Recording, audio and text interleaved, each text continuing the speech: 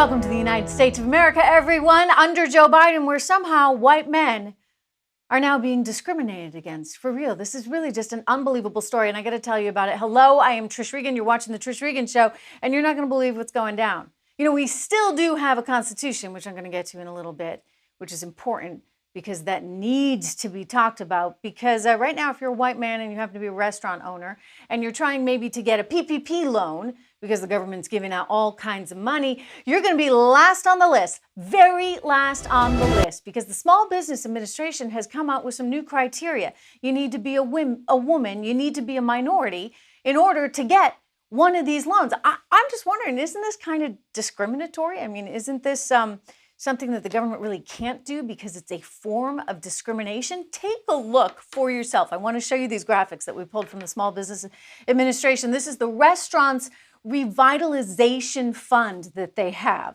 And they're prioritizing funds for women and for minority groups first and foremost. White men, bottom of the barrel. Joe Biden isn't looking out for you guys, I'll tell you.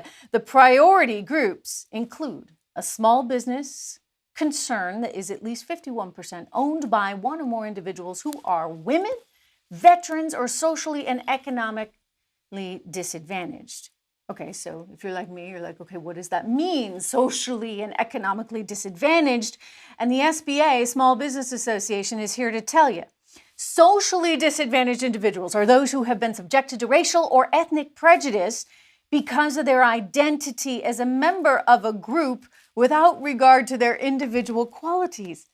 Guys, like, this can't be constitutional, okay? Hey, Biden folks, this really can't be acceptable. It's pretty nuts. They go on to say, in case you're wondering who those groups are, it says on like page 14 of the application, which I pulled to look at, you have to be economically disadvantaged as a member of an Indian tribe, subjected to racial or ethnic prejudice or culture bias, Black American, Hispanic American, Native American, including Alaska Native and Native Hawaiian, Asian Pacific American, subcontinent Asian American. In other words, anyone who is not a white man can get this money.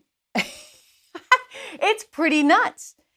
But, you know, this is what they're doing. I mean, think about the farmers that are suing out in the Midwest. You have Minnesota, Ohio, Wisconsin, South Dakota, all of those farmers suing because they're like, wait a second, why is it that we can't get these PPP funds? I mean, we suffered too, right? They've got a point, and they should sue because I think this is unconstitutional. Stephen Miller, the president, former president's former senior policy advisor, he's not having it. He's saying exactly what I'm saying here. This is unconstitutional, and he's filing a lawsuit. Watch him.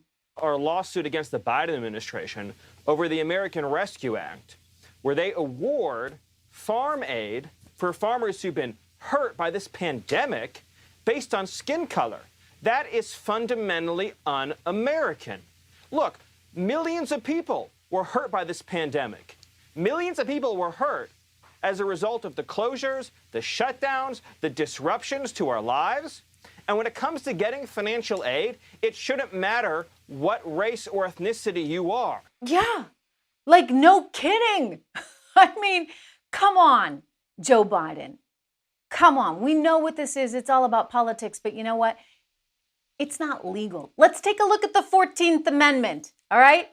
Which is meant to protect against stuff like this. No state shall make or enforce any law which shall abridge the privileges or immunities of citizens of the United States, nor shall any state deprive any person of life, liberty, or property without due process of law, nor deny to any person within its jurisdiction the equal protection of the laws.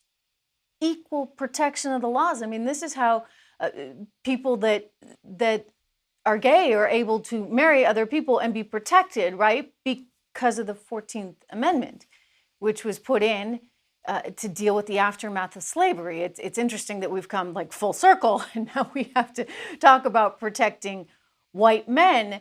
But you can't just exclude an entire group of people from government funds. That is not right.